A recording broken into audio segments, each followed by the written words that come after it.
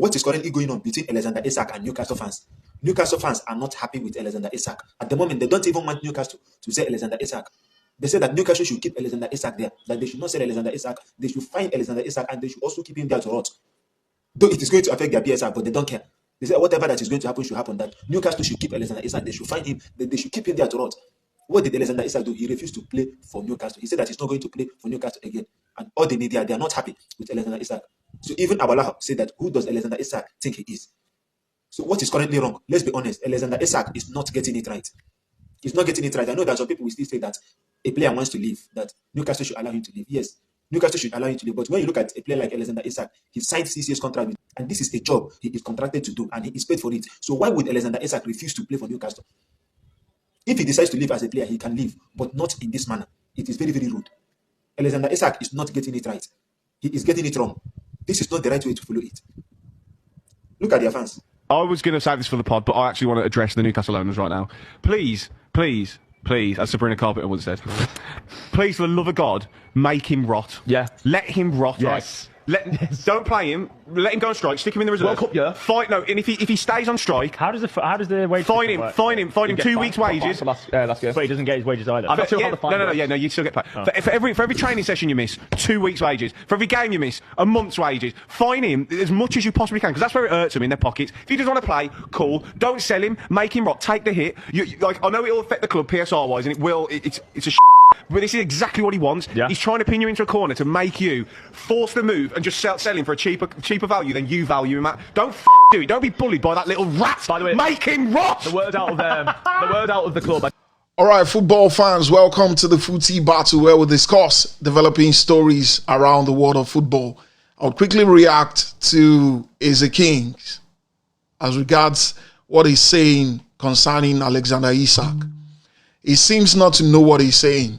And I'm sorry if that sounds a bit disrespectful, because I've been watching his opinions and his thoughts concerning this present situation for a while now. And I don't know, because when he dropped that video yesterday, I went to his comment section and I dropped my comment.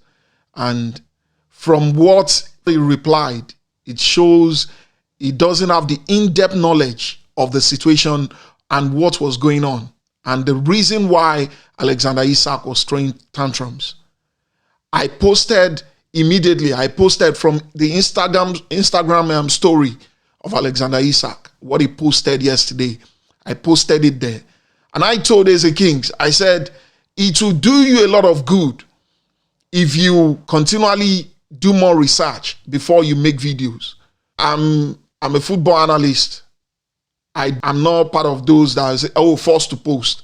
I do my research diligently, and I try as much as possible to objectively drop my thoughts and analysis.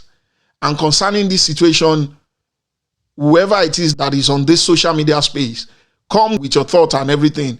I will bring resources and information to make sure that I juxtapose that together with whatever it is that we are saying. If you are speaking as an Arsenal fan, or if you are speaking from the standpoint of banter, it is quite different. But if you are speaking like someone who is properly learned in this particular business of football analysis, then you should dissect the matter properly. Do your research, make your findings, and don't just throw blames on just one party. Listen to both parties. What are the things that they did wrong? You are saying that Alexander Isak, what he's doing is wrong. He shouldn't go that route. He's going too much. What do you mean by he's going too much? I rightly said it in my previous video, that football is a business. When you are important to the football club, they try everything possible to satisfy you. Once you start having injuries or what they want from you to deliver, if you can't deliver it, it becomes a problem for them. We've seen it in cases. Max ter Stegen is having issues with Barcelona. The goalkeeper, with all he's done with Barcelona, Barcelona is trying to X him out. They've got a replacement already, Joan Garcia, and they've got Szczesny there. Donnarumma is the same thing. He was axed out of the Paris Saint-Germain team. With all he has done, No proper communication with his agent. The agent came online one of these days, and during the saga and the issues they've got with Luis Enrique and Al Khalefi, they came to voice out their thoughts, their opinions, what they feel. Oh, they feel they weren't treated properly well. And let's go to the Alexander Isak situation. I will first read what he posted on Instagram story. Please permit me, if this video is too long, just watch it for me, because there are so many things I want to discuss about. Alexander Isak said in the post, he said, I am proud to be recognized by my fellow professionals with a place in the PFA Premier League team of the season for 2024-25 season. First and foremost, I want to thank my teammates and everyone at Newcastle United who has supported me along the way. I'm not at the ceremony tonight. With everything going on, it didn't feel right to be there. I have kept quiet for a long time while others have spoken. That silence has allowed people to push their own versions of events. People like Ian Wright, people like Gabriel Agbolahon, people like Gary Neville, people like Roy Keane. They've pushed their opinions. They've used the media to confuse people. They've said different things, making Alexander Isak the villain in this situation without addressing the issue with Newcastle United and the board and the management. He said, even though they know it doesn't reflect what was really said and agreed behind closed doors, what was really said and agreed behind closed doors, stress that place and underline it. The reality is that promises were made and club has known my position for a long time. To now act as if these issues are only emerging is misleading. When promises are broken and trust is lost, the relationship can't continue. That's where things are for me right now, and why change is in the best interest of everyone, not just myself. That was Alexander Isak last night, dropping his thoughts and, addressing the narrative that a lot of people have, like people like you as a Kings. I don't know whether you don't go through analysis, go through research. Now, Newcastle United, they quickly counter that. They dropped their own statement because they knew it was getting messier. I don't know why you would want to keep a player, by all means, in your club, a player that doesn't want to play for you any longer. They said, Newcastle statement in response to Alexander Isak words on future. We are disappointed to have been alerted to social media post released by Alexander Isak this evening. We are clear that Alex remains under contract, so that no commitment has ever been made by a club official that Alex can leave Newcastle United this summer. We want to keep our best players, as also understand players have their own wishes. We listen to their views. As explained to Isak and to his camp, we must always take into consideration best interest of the club, the team, and our supporters, not the player and his camp. They take the best interest of the club, the team, and the supporters. They didn't mention the player in all decisions, and we have been clear that the conditions of a sale this summer have not transpired. That is, the condition of the sale this summer haven't been met, which is, it has not been met by Liverpool. We do not foresee those conditions being met. Look at what they're saying. They do not foresee that those conditions will be met. This is a proud football club with proud traditions, and we strive to retain our family feel. Alex remains part of our family and will be welcome back when he's ready to rejoin his teammates. Look at what they say. He will be welcome back when he rejoins his teammates. With all the mess, with all the situations going around. As the Kings, I want to remind you, understand that Alexander Isak has already informed Newcastle United of his transfer right from last season. Don't worry, I will buttress it for you so that you will understand. The reason why Alexander Isak is throwing tantrums is the fact that there has been an agreement with former co-owners, Amanda Stavely and Gudusi. There have been an agreement that there will be an improved contract for Alexander Isak while he's still in Newcastle United. He was on a £120,000 per week wages, if I'm not mistaken. Please correct me if I'm wrong. And he wanted to be among the top earners, something in the region of £300,000, if I'm not mistaken. And when the co-owners, when they left, Paul Mitchell became the sporting director of Newcastle United. And Paul Mitchell, looking at the situation, and because he knew that Alexander Isak still had, like, I think 4 years on his contract was supposed to expire 2028. He looked at it that, oh, we can't be talking about improved contract conditions because there is still a long-term contract. That was the main reason that got Alexander Isak and his camp angry. Now, I would want to remind you something that happened early last season. Now, remember early last season, the decision left Isak furious, and he claimed Eddie Howe, talking of an unsettled dressing room in the summer, was an insignificant part due to the striker's reaction to the news. His body language, they say his body language was a concern for staff at the start of last season when he scored just 1 goal in 7 matches. When Alexander Isak started last season, he scored just 1 goal in 7 matches. It was a concern to them, and leading Eddie Howe to publicly rebuke his squad as a whole in October. That was October last year. He publicly rebuked his squad. He said, we need to make sure we are delivering our part as a football club for them.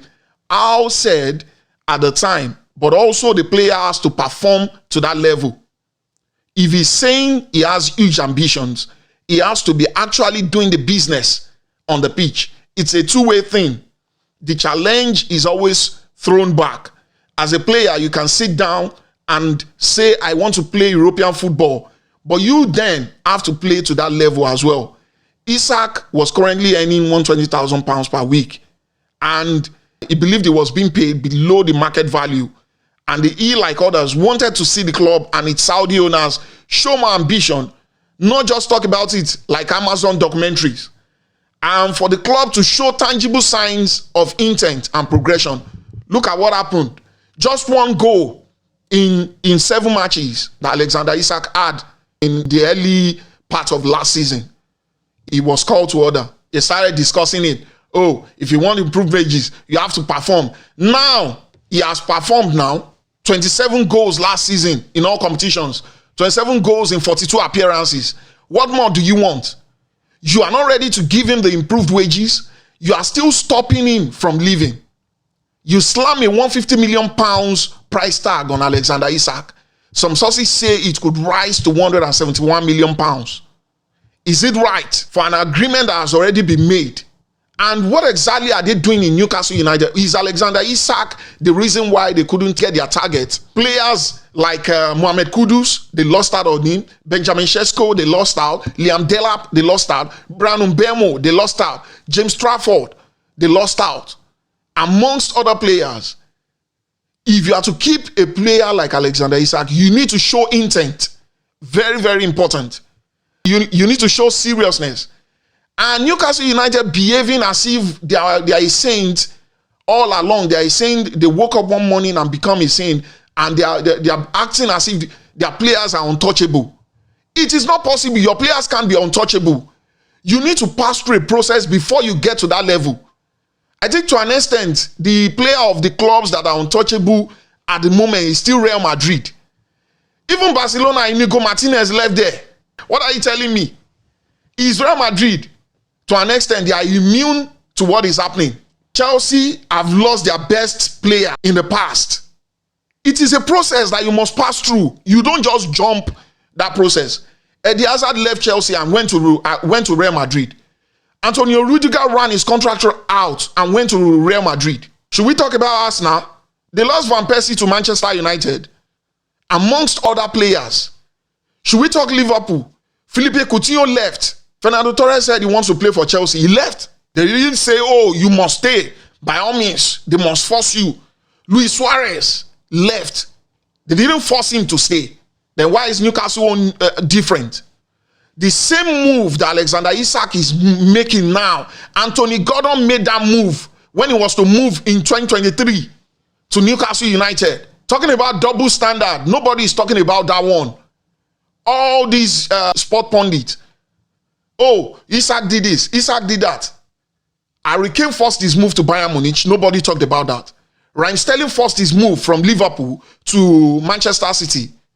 They didn't talk. The same energy they are putting towards Isak now is the same energy they were supposed to put towards those players.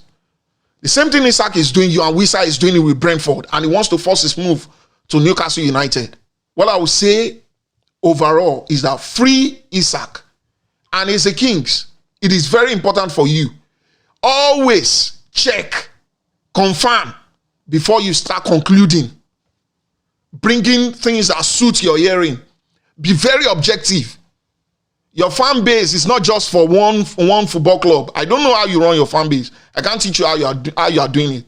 You've been on this social media space doing content before I came in. But the fact that you've been doing content before me doesn't mean that you have that, have that knowledge more than me. So it's important that ensure that you do your research, you do your proper findings before blaming this part. Oh, this one did this one did that. All right, football fans, if you enjoy my take on the Alexander Isak situation, drop your likes, drop your thoughts, share this video, subscribe, like and subscribe for more breakdowns. Of course, a lot of things will be discussed, and it's being discussed on this particular football page, from live watch along to video reactions and everything. Thank you, and peace out till the next one.